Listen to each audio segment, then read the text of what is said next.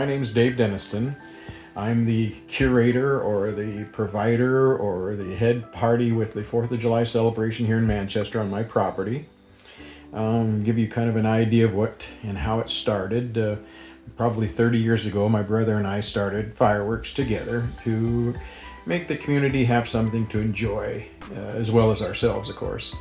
And to date, it's just morphed into a huge gathering per se, where I've had upwards of 175 people at my home here as guests, along with all the people in Manchester that love to enjoy it.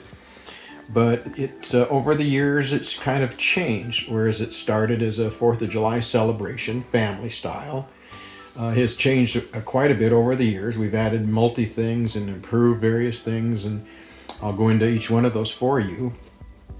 Several years ago, after my brother passed, I wanted to continue on with something that was a tribute to my family and my grandparents, my parents, my brother, and so on and so forth, aunts and uncles, you name it. And we started doing it every year, and started inviting my family members, and it became kind of a small family reunion, shall we say, per se, where the relatives that were in the area that could come came with the event, and it went on and got bigger and bigger.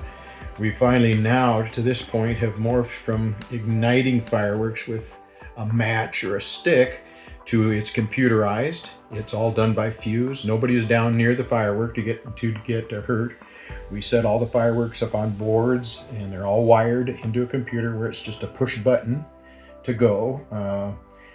Our display at one time was 2.5 hours, and several of my friends would tell me, "Gosh, Dave, 2 or 3 days later we have crick necks because it's so long." We're looking up in the air at the fireworks. And I'll go back on how this all started and how it morphed over the years into certain different things we've added. I think it was after about maybe 10 years of starting it with my brother and so on. We started to look at the 4th of July as not just being, a holiday for our independence and so on and so forth. We wanted to search for something else that we could do to celebrate, and I came up with the idea, well, let's celebrate the passing of loved ones, family members, friends, acquaintances, and so on. And the first year I remember it was to my grandparents, Rose and Sam Denniston, who have a huge influence on me in my lifetime, of course. And then it went on to, as aunts and uncles and cousins and friends like that, and friends throughout our lives that we lose. We celebrate that day a little bit of their passing and that honor to them.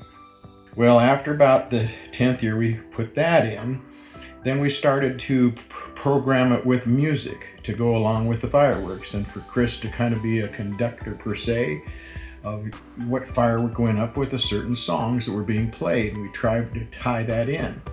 So that started, and it worked out pretty good, with the exception of sometimes the fireworks are so loud it overplays the music, but that's okay. People that are right here with us can hear it.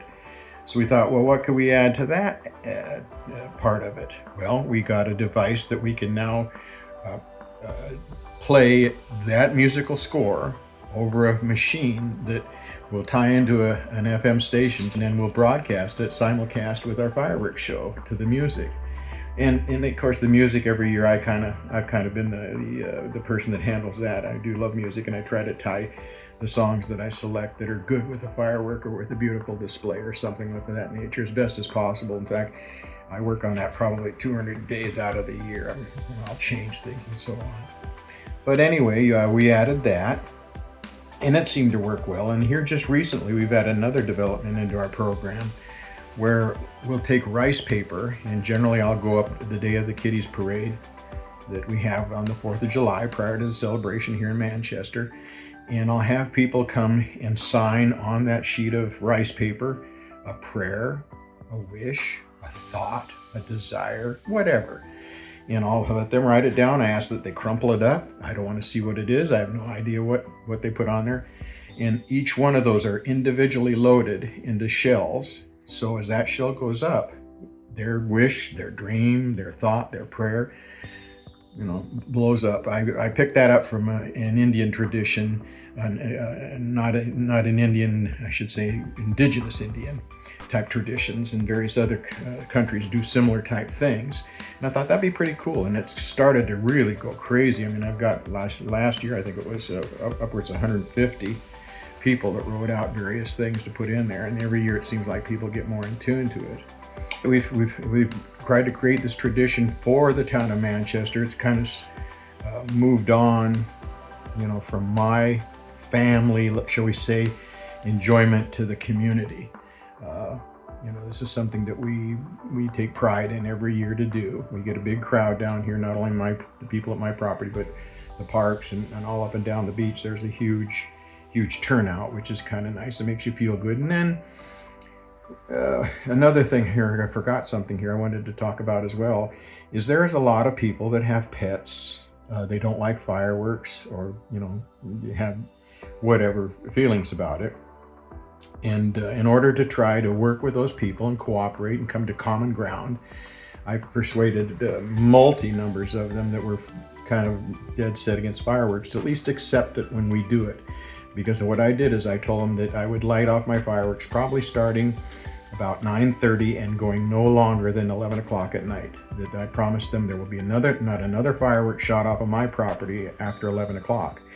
And to me, that was giving them the opportunity, say those that have pets, they could leave for a while and come back and know that it's not my stuff, which is the biggest here, of course. Disruptions. There's some pretty big fireworks that we put up in the air, and they know that they come back, that at least we know they're not going to be the ones doing it. It's other rogue people that sometimes don't respect their neighbors. 2 or 3 o'clock in the morning is pretty ridiculous. But in any case, we've included that also into our show. So I also have a neighbor friend come over, Rashmi, come over and sing the national anthem for us, which is well received by the community, and I just thoroughly enjoy having her do that every year for me. We've included that into our program, and you would be amazed at once we start that process of just before our show, how quiet the community gets. But by and large, I'd say 95% of the people that are lining this beach have their hand on their chest and are quiet until the national anthem is sung. And once that's the official start of our 4th.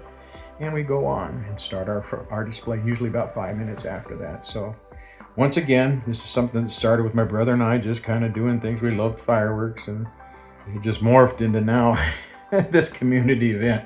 My dream per se, or what I'd love to see is to make it more of a community thing, that we could get maybe a barge or something like that off of away from everybody, so there's no chance of anybody being hurt or anything going wrong.